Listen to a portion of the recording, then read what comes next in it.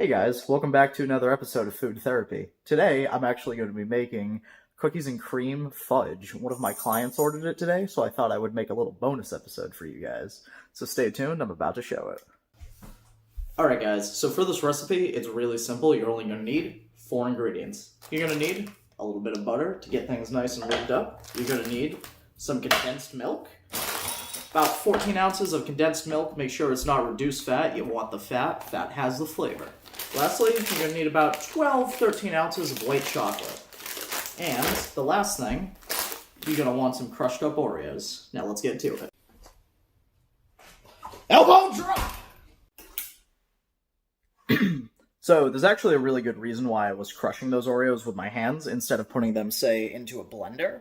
The reason for that is I like to have a little bit of a different texture when it comes to a lot of my foods. The reason I do this is because every bite is a little bit different than the last, and it really gives it a whole lot of variety, and it really improves the experience in my opinion.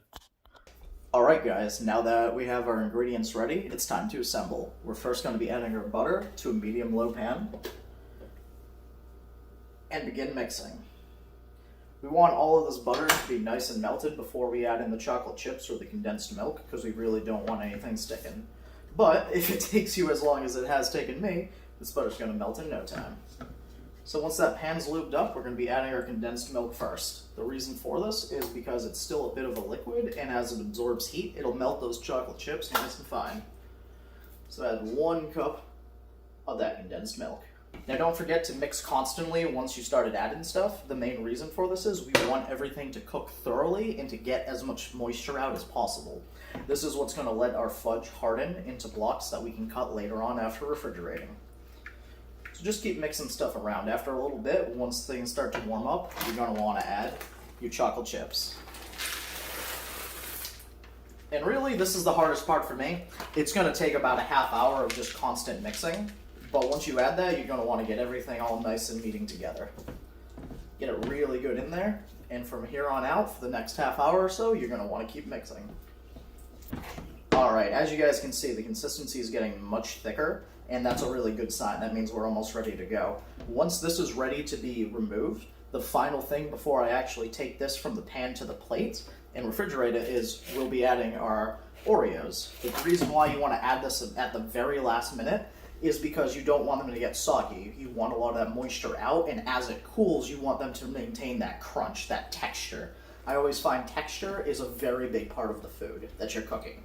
You can make stuff really creative, you can have different stuff, and texture will play a huge difference in every single experience that you have when eating food. So don't be boring. Don't mix it all together super homogeneous. Let's get stuff a little wild. Alright, now that the mixture's all nice and ready to go, what I'm going to do is I'm going to kill the heat and remove it. Next thing I'm going to do is I'm actually going to add our Oreos that you saw me beating. And we're going to add in, not the whole thing, you want as much as you think you might need. So I only added about half of what I did, and I'm just going to whisk it all together. It's going to add a lot of nice texture, it's going to add a lot of nice colors, and when it softens, it's going to look absolutely amazing. And that is what our mixture looks like right now. And we're just going to whisk that together really nice, real quick.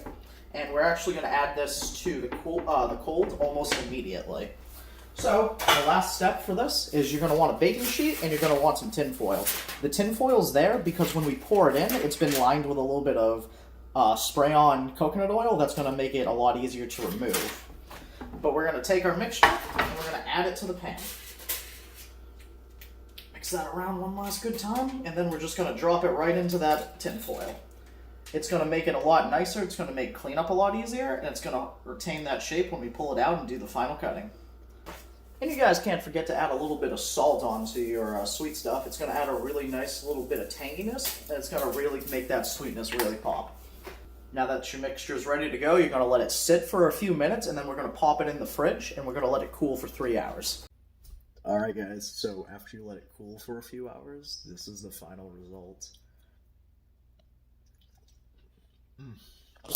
Just absolutely wonderful little cookies and cream fudge.